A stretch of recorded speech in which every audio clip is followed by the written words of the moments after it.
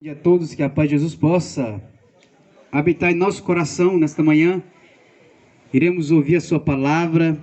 Aqueles que estão desanimados, ao ouvir a palavra do Senhor, possa ter ânimo, possa ter ainda esperança de vida.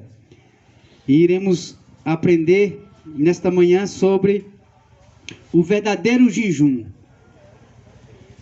E em 2 Crônicas 7:14, aqui a palavra de Deus nos ensina o que é o verdadeiro jejum.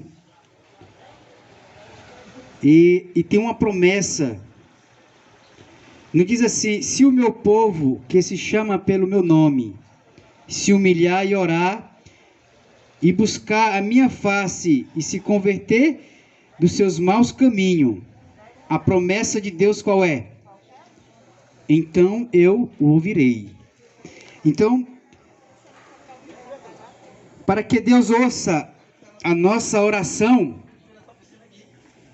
para que o nosso jejum não seja jejum de tolo, a gente tem que deixar os maus caminhos.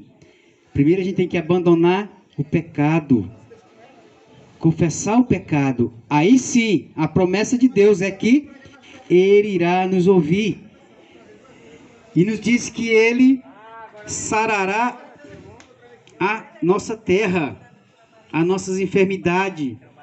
Ele vai resolver os nossos problemas de acordo com a sua vontade. Essa é a promessa de Deus. Hoje é o Dia Nacional do Jejum.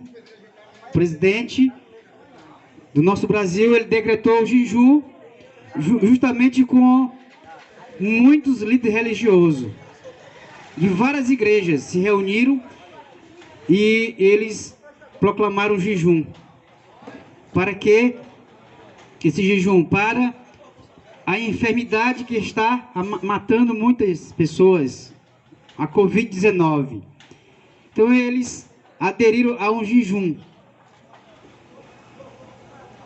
que é hoje domingo. Então hoje é o Dia Nacional do Jejum, decretado pelo presidente Jair Bolsonaro.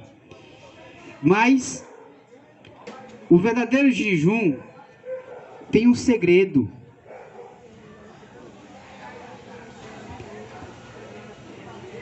Então o que eu tenho falado, vou falar aqui, não é, meus irmãos, o que eu vou dizer não é falta de fé. Não é porque eu sou incrédulo, que eu não creio no jejum, na oração, não. A gente tem que jejuar, tem que ter propósito. Mas o que eu vou falar aqui é segundo a palavra de Deus. Não é assim, chegar e jejuar. Então tem que haver um abandono, um reconhecimento de pecado, um abandono. A cidade de Nínive foi um lugar onde as pessoas ali ia ser destruída, mas eles, ao ouvir a mensagem, eles se converteram, eles se humilharam, eles se arrependeram, eles proclamaram jejum, desde o menor até o maior, até os animais, 3 dias. E aí eles se arrependeram dos seus pecados e Deus perdoou seus pecados. Assim que acontece. Mas o que Deus quer agora de nós, nesse momento onde existe uma enfermidade que assola o mundo? Não é só o Brasil, é o mundo inteiro. Então o que Deus quer agora? Deus quer que confessamos o nosso pecado. Por que é que vem as enfermidades? Por que é que vem as consequências? Por causa do pecado, a desobediência. E o que precisa para que seja removido as consequências? O abandono do pecado. Confessar e abandonar. E aí Deus faz a sua parte. Então o que Deus pede agora, neste momento, para toda a nação, para todo o mundo, é o abandono do pecado. É a confissão do pecado e abandono do mesmo. Não é um jejum aonde os pecados vão continuar sendo praticados. Hoje é o Dia Nacional do Jejum, foi decretado, mas só hoje. E amanhã volta tudo normal. Amanhã pratica-se pecado novamente. Então esse não é um verdadeiro jejum que Deus requer. Isaías 58, do verso 1, mas eu vou ler o verso 5, não diz assim a palavra de Deus: será esse o jejum que escolhi?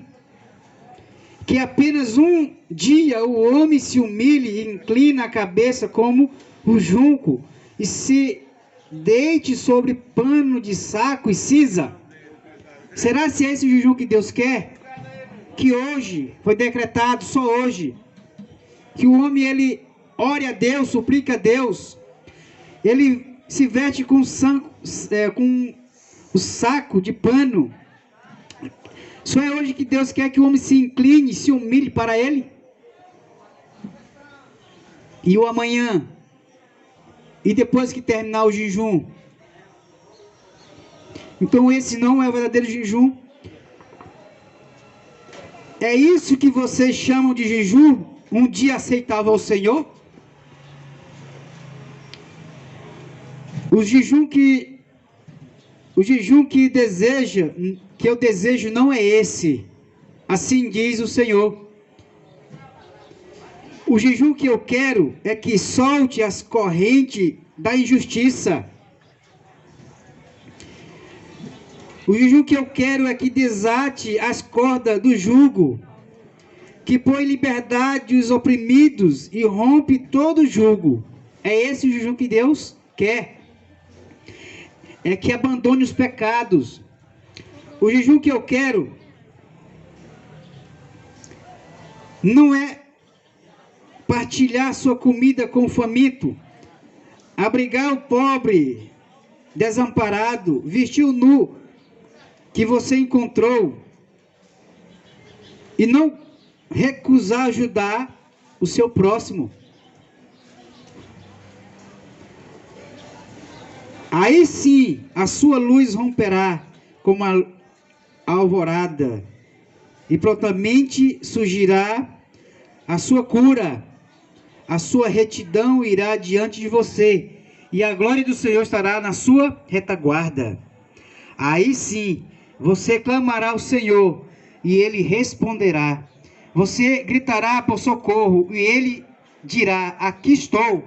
Se você eliminar do seu meio o jugo opressor, o dedo acusador e a falsidade do falar, aí sim Deus, Ele irá agir em nosso favor. Então hoje, as pessoas estão reunidas, tanto os políticos como o religioso. Mas e amanhã? A falsidade, a opressão irá continuar. A ganância desses homens, o poder, um derrubando o outro. Será que Deus vai ouvir a oração da nação? A palavra de Deus diz que Ele não ouve oração de pecador. Está em João. Deus, Ele ouve a oração daqueles que estão contritos de coração, aqueles que estão arrependidos do seu pecado.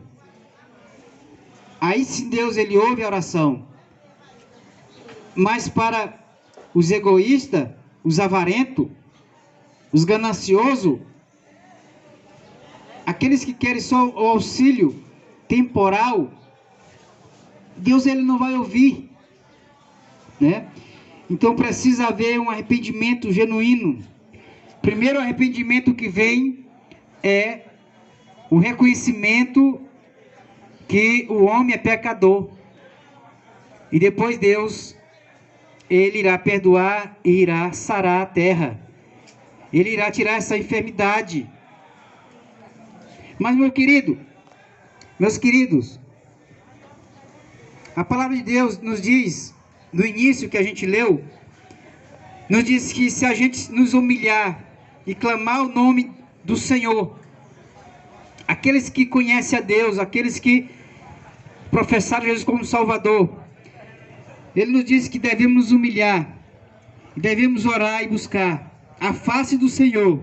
É o momento de orar, de jejuar e de buscar a face do Senhor. Mas é o momento também de confessar os pecados e abandonar os pecados.